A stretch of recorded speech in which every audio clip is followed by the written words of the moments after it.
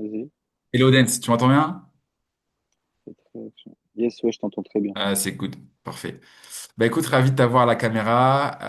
Ça fait un petit moment. Ça fait un petit moment. En gros, juste pour introduire cette interview, l'idée, Dance, en fait, il fait partie de, pas mes tout premiers clients, mais Euh, moi, ça fait il y a 2 ans et demi, même 3 ans, quasiment. L'idée de l'interview, c'est de pouvoir prendre de ses nouvelles, voir son évolution. Parce qu'on a démarré, je pense que tu t'en souviens, Dance, mais Dance, il est donc enfin, producteur, vidéaste, photographe, etc. Donc, il a vraiment une expertise dans cet univers-là. D'ailleurs, je mettrai ses réseaux, enfin, ses contacts et ses réseaux pour ceux qui veulent le contacter, pour ceux qui sont intéressés par son travail.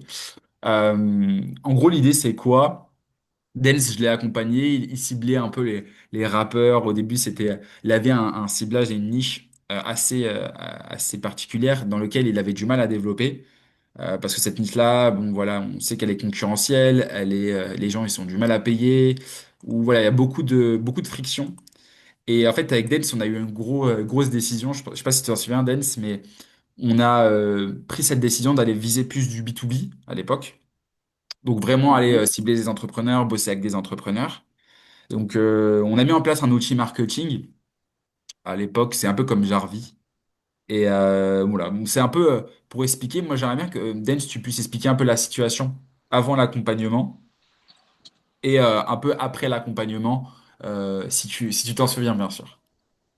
Alors, de ce que je me rappelle, moi, je t'avais expliqué mes problématiques. Je t'avais expliqué mes problématiques. Donc, moi, j'étais plus axé sur, on va dire, le milieu artistique musical, mais on va dire le milieu artistique en général.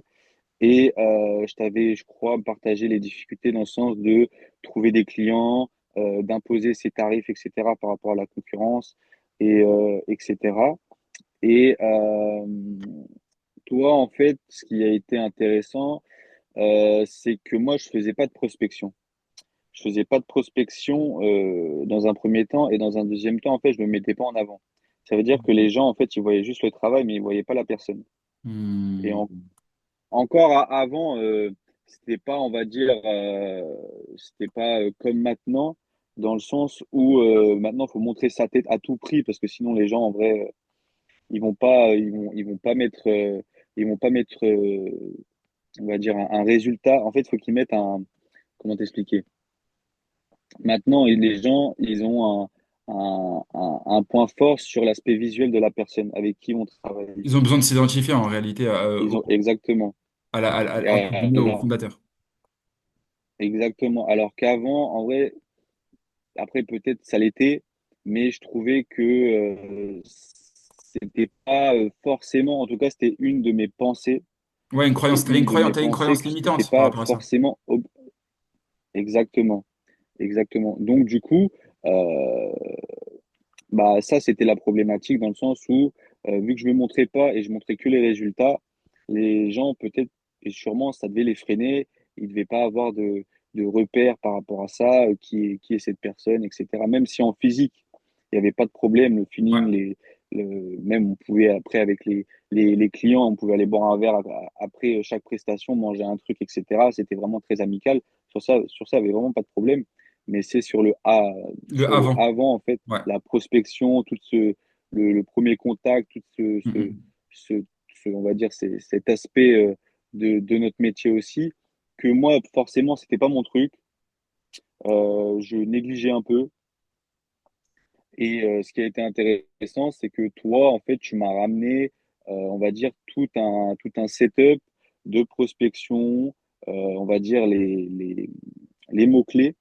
Les mots-clés dans une prospection, quel type de personne tu veux cibler, euh, en fait, des objectifs que moi, forcément, Ouais. je, je T'avais mettais pas pas forcément pris en compte au début de ton exactement, tu activité. vois.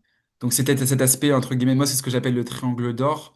Je le prends d'ailleurs du mentorat, mais c'est offre, avatar, positionnement. Donc c'est ton positionnement. Toi, tu avais déjà, entre guillemets, ton positionnement, ta manière de travailler, mais c'était plus l'offre et l'avatar qu'il fallait, entre guillemets, ou du moins plus l'avatar qu'il fallait retravailler. Et derrière, la partie commercialisation, donc la partie vente, Donc la partie closing, t'étais venu, enfin, je crois que même, enfin, voilà, bref, la partie closing sur laquelle tu avais c'est ça. un besoin et aussi sur la partie prospection, donc aller connecter avec des gens.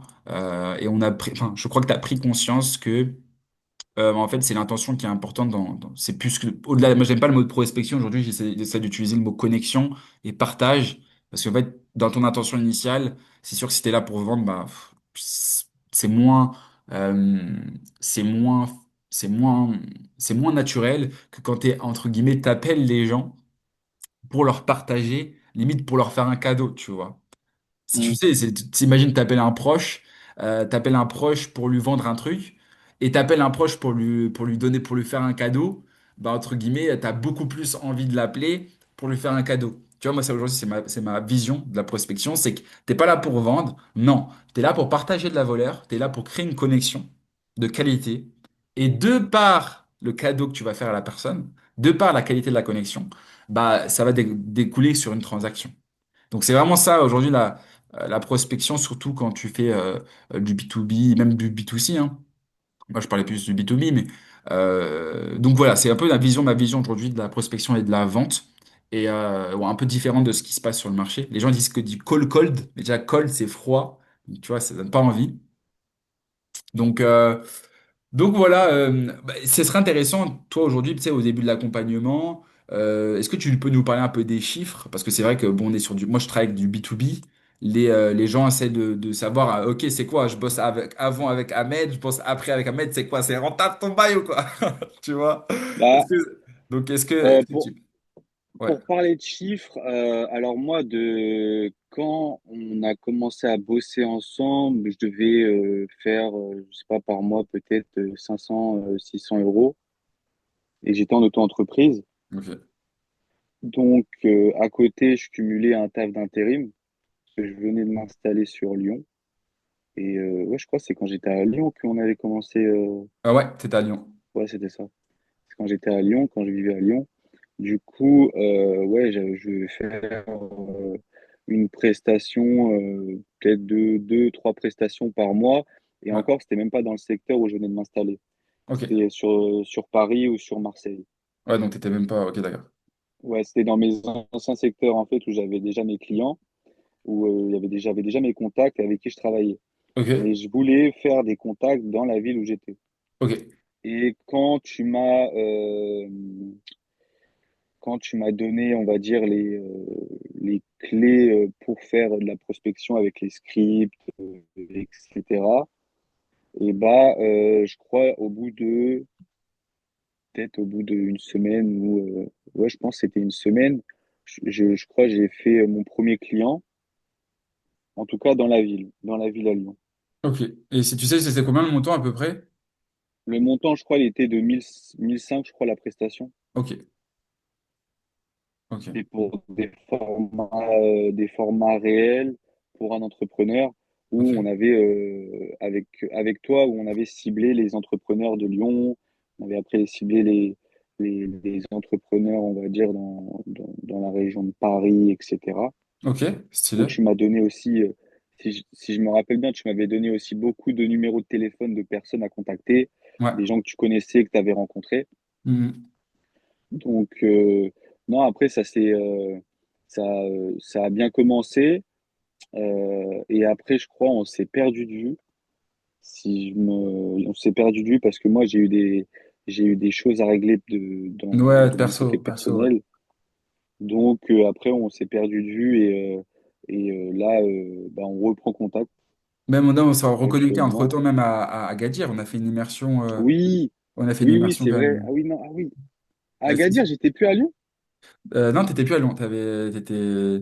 Non, t'étais plus à Lyon. T'étais plus à Lyon. T'étais parti chez tes parents. Ah ouais, c'est vrai, c'est vrai. Ah non, c'était il y a deux Donc ans. oui, oui, c'est vrai, on s'était rejoint à Agadir, c'est vrai, pour faire du contenu, etc. aussi. Oui, oui, Ouais. oui, oui, c'est vrai, je me On rappelle. a reconnecté entre-temps. Ok, donc et là Oui, oui, c'est aujourd'hui, vrai. pour que les gens ils se disent avant, après, avant la prestation et aujourd'hui, bon, je sais pas si je sais qu'en France c'est un peu tabou des fois de parler chiffres, mais est-ce qu'aujourd'hui tu peux parler un peu de tes chiffres et sans forcément donner un chiffre précis, mais parler en tranche si t'es pas forcément à l'aise à en parler, pour que les gens ils puissent se dire, OK, bon, il y a un avant, après, et que derrière, bah, ils puissent se projeter quoi, sur ce qui est possible, quoi. Bah, en gros, en fait, après, donc si on suit le cheminement après Agadir, etc., Ouais. moi, du coup, je suis resté, j'ai pris un an où euh, j'ai travaillé sur moi. En mode, Mhm. j'ai fait un gros travail personnel, Mhm. que ça soit dans ma façon d'être, façon de penser, ce que je voulais faire, ce que je voulais avoir, les objectifs, Mhm. etc. Euh, et cette année-là s'est écoulée. Et je me suis réveillé un matin et je me suis dit, vas-y, je vais créer ma société. En fait, Mhm. c'est tout simple. J'étais en auto-entreprise, ça me gavait et je trouvais que c'était pas assez structuré et pas assez, on va dire, professionnel en tant que personne qui apporte des choses à des clients. Et je voulais plus structurer mon entreprise par rapport à mes objectifs. Du coup, j'ai voulu créer une société et rechercher un local Wow. pour accueillir en fait les clients et faire des projets dans la région où j'étais de base. Parce que dans la région, il n'y avait pas de local à proprement dit où on pouvait faire des tournages de publicité avec un espace où il y a des fonds verts, on peut créer des décors, on peut insérer des véhicules, etc. Dans ma région, en fait, il n'y avait pas ça. Il n'y avait que des studios de photos, mais c'est des studios style bureau OK. ou chez le professionnel. Et moi, je voulais pas avoir en fait cette problématique de soit ils viennent chez moi parce que moi j'ai pas envie que les d'inviter des gens chez moi parce que chez moi c'est privé et en même temps je voulais pas avoir un lieu où en fait on était freiné en termes de Mhm. créativité et de réalisation. Du coup, j'ai cherché un local et quand j'ai trouvé ce local, j'étais en même temps dans la paperasse pour créer la boîte. Du coup là, ça fait quoi? Ça fait 8 mois que j'ai créé la boîte. Et j'ai fait une SARL. Et en gros, actuellement, je me rémunère rien du tout. Et je réinjecte tout dans la société. Ouais, c'est souvent comme ça, parce que quand tu Tu sors de la vois? boîte, tu te fais défoncer par... on va pas trop en dire sur... histoire de pas attirer les foudres de qui que ce soit. Mais disons que oui, c'est plus intéressant de laisser sur la boîte. C'est ça Euh, exactement. ok. Mais en termes de Du chiffre coup, d'affaires, ouais, ça représente quoi aujourd'hui pour que les gens comprennent? alors là, actuellement, En là, il y a à moyenne. peu près, sur ce que j'ai investi, on est à peu près à 15 000. Ok. Ce qui rentre par mois, c'est variable. Ça veut dire que je peux être à 1 000 euros, 2 000 euros, comme des fois à 300, 200. En vrai, ça dépend. Mais je descends pas en dessous de 250.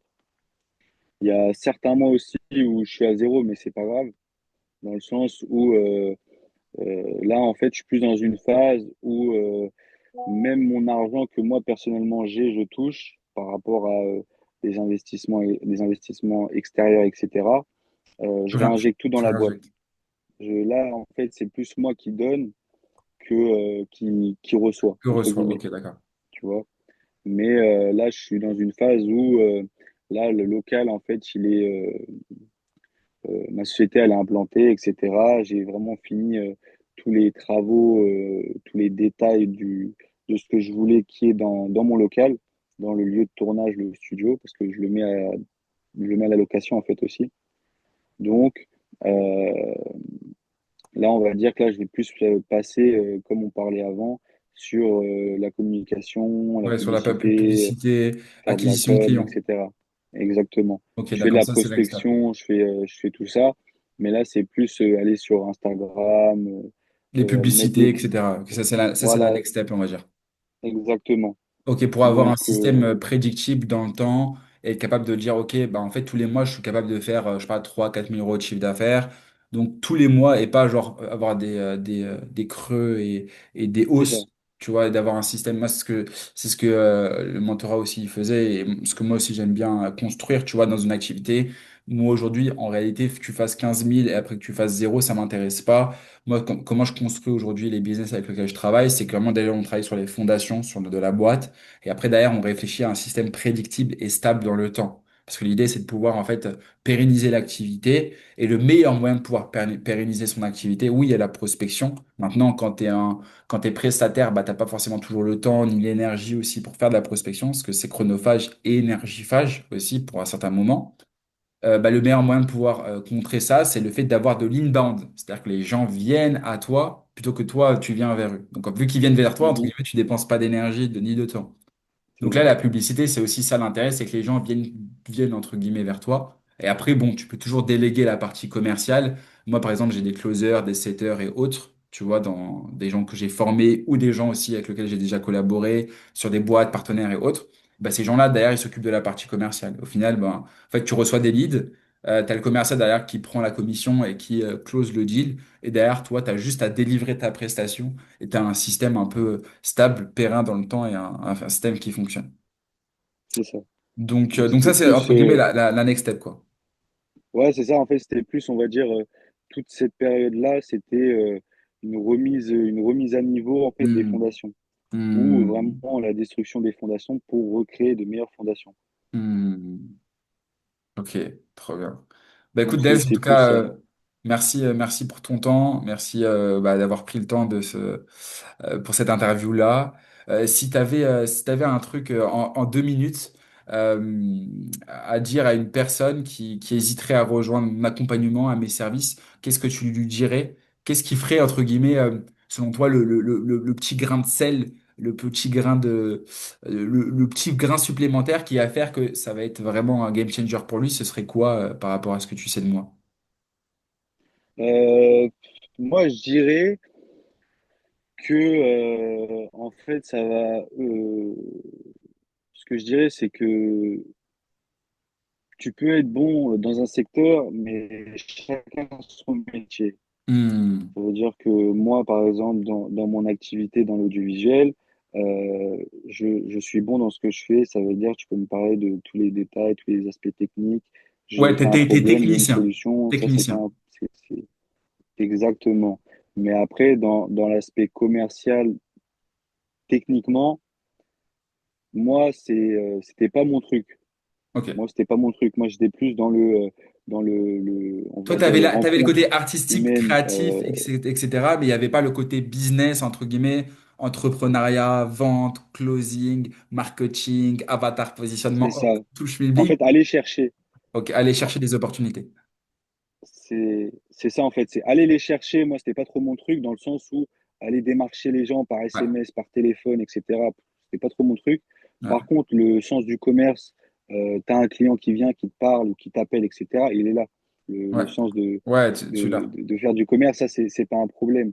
Mais c'est juste aller chercher les gens, démarcher les gens, etc. C'était pas trop mon truc. Toi, ce qui a été intéressant, c'est que tu as pu me mettre différentes clés à disposition. Et pour moi, en tout cas, de ce que je me rappelle, c'était ce que tu m'avais dit. C'est par rapport à tout ce que tu m'avais donné en termes de prospection, les manœuvres à faire, etc. Tu m'avais dit, il faut que tu adaptes à toi-même le texte. Il faut pas que ça devienne robotique. Et ça, en vrai, c'est très intéressant. Ça veut dire que il faut que tu t'appropries. euh, En fait, il faut que tu sois authentique Ton karaté. malgré. C'est ton C'est karaté. ça, C'est ton karaté, ça veut exactement. dire, il y a des judokas, il y en a pour tout le monde.